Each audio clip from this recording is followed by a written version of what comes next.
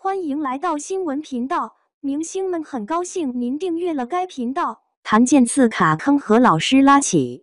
好6路透全是設計的失控，節目組太會了。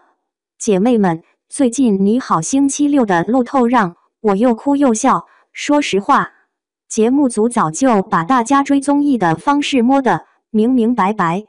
表面上那些騎馬、搶花、做坑裡的片段看似是不小心洩露的，可仔細琢磨，哪會有那麼巧合的事情？檀健次正好姿勢不對的卡在了坑裡，王鶴棣恰巧搶到了道道孟子義的花，而且正好被鏡頭拍攝得明明白白。這一輪操作搞的並非是偷拍，而是精心設計的失控美學，和那些在正片裡按流程規規矩矩進行的綜藝不一樣。好6的路透仿佛給觀眾遞了一張提前體驗的卡片。你們發現沒？路透向來僅透露最精彩的30%，餘下的70%使你們心裡老盼着等正片。檀健次陷在坑中沒法起身，何炅從單手拉他變成雙手拉他的時候，那種長輩的疼愛之感十分濃厚，彈幕裡全都在刷屏太可愛。要是將可這件事放到正片裡，或許便那麼一閃而過，但路透將它放大成單獨的事了，讓我們提前具有了情感方面的投入。再講講王鶴棣和孟子義這一對，搶捧花那幾秒鐘被路透拍攝到有那種命中注定的感覺。王鶴棣跑過去搶到花，接着擊掌，還頭碰頭，整個過程那叫一個順暢。姐妹們，看追劇綜的都曉得，這類糖要是正片裡出現 ，CP 粉最多高興3天。不過路透社並不一樣，他給了我們足足1周的時間，去解讀一幀一幀的去分析微表情，把桃花霧的互動串聯起來，甚至還憑空設想還沒開拍的將門毒後，路透把幾秒鐘的糖發酵成了持續的話題。最厲害的是節目組那種我什麼都不知道的中立態度。騎馬的時候大家都穿着黑色的皮衣，檀健次帥氣地充分展現出成熟男士的韻味，王鶴棣卻不穿皮衣，反而更有少年那股感覺。這種差異化設計放到路透裡的時候，看上去就好像是嘉賓自己挑選的那般，可實際上每一個造型全是造型師通過3天的爭論之後才確定下來的。大家都知道孟美岐愛漂亮，錄節目時還拿着鏡子照自己飄不飄，這是被路透曝光後，她真實不矯情的形象更牢固地樹立起來了。可你們好好思索，要是真處於私下場景，哪個女明星會在鏡頭面前不斷地照鏡子？現在追綜藝的耐心愈發稀少了，等待1周後的正片。不，我們要的是及時滿足。路透就恰恰處於這個時間差之中，每周給你1點小實惠，不算多也不算少，正好可以保持熱度。檀健次愛發嗲，王鶴棣仿佛充滿活力的小狗，孟子義不會將大家當作外人。而且那些標籤實際上全是依靠路透一點一點貼上的。正片當中每一集給嘉賓貼上2個標籤，路透那邊1周可以貼上5個，效率馬上就加倍。不要以為我們看到了真實的他們，其實看到的是真實感這個產品本身。不過姐妹們，我感覺這事情最棒的就是觀眾有參與感。路透不是節目組獨自搞出來的，他需求我們這類觀眾再加工一番。要是沒有 CP 粉的慢鏡頭回放以及截圖配文來聯想將門毒後，王鶴棣搶花那一塊就僅僅是個平常的遊戲環節，就是我們把那點素材吃透了，品味出其中的滋味來，接下來分享給更多女性朋友。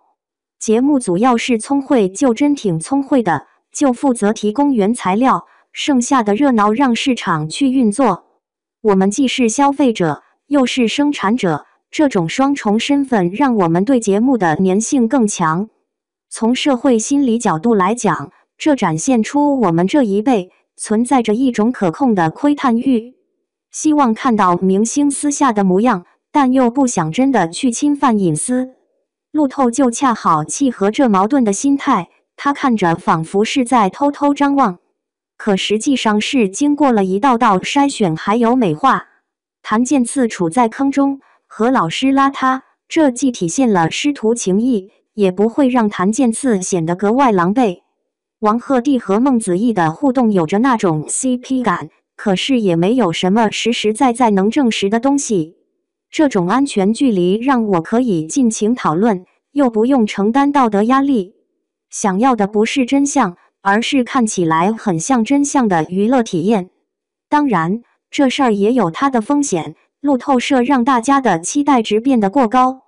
正片播出的時候反倒輕易使人失望。你們有沒有過這樣的情況？路透裡某個片段特別有意思，結果正片裡發現前後銜接挺平淡。因為路透是去掉開頭和結尾的精華部分，而正片則需要完整的敘事邏輯。更為讓人感覺繁瑣的是 CP 綁定這件事，王鶴棣和孟子義目前還沒有正式開展合作，可路透卻已經把 DE CP 給炒火了。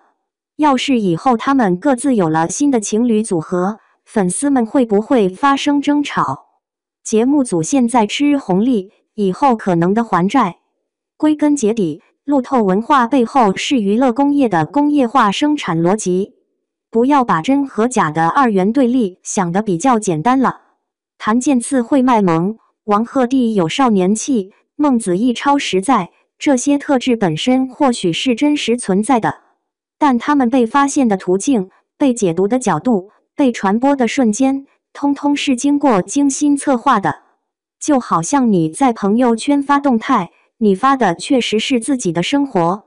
可是你選哪張圖片，搭配哪些文字，在什麼時候發送，統統都是經過策劃的。明星和節目組不過是把這個邏輯玩到了極致。所以姐妹們，追路透的時候，不妨懷着一種看戲的心態，既享受當下的歡樂，也明晰這歡樂是如何被營造出來的。王鶴棣搶到花的時候模仿博爾特慶祝，譚健次坐在坑裡起不來。這些瞬間之所以討人喜歡，是因為他們既展現了明星作為活人的真實反應，又承載着我們自身生活中期望被看見、被寵愛的情感投射。當我們在嘲諷譚健次撒嬌的時候，或許也在豔羨他能毫無顧忌的脆弱；當我們在磕 DE CP 的時候，或許也在找尋理想關係的範例。最後我想講，路透帶來的熱鬧並不可怕，真正令人擔憂的是我們只顧着湊熱鬧，卻忘了去思考。你好星期六這一系列舉動確實挺巧妙的，不過我們作為觀眾也不能喪失清醒的頭腦。下次要是再看到譚健次不經意掉進坑裡，或者王鶴棣恰巧搶到花，我們可以一邊哈哈笑着轉發，一邊心裡思索着，感謝節目組給的糖，但我也明白糖是怎樣制作出來的。這類半信半疑、半參與半脫離的狀態，或許便是追綜藝比較健康的狀態。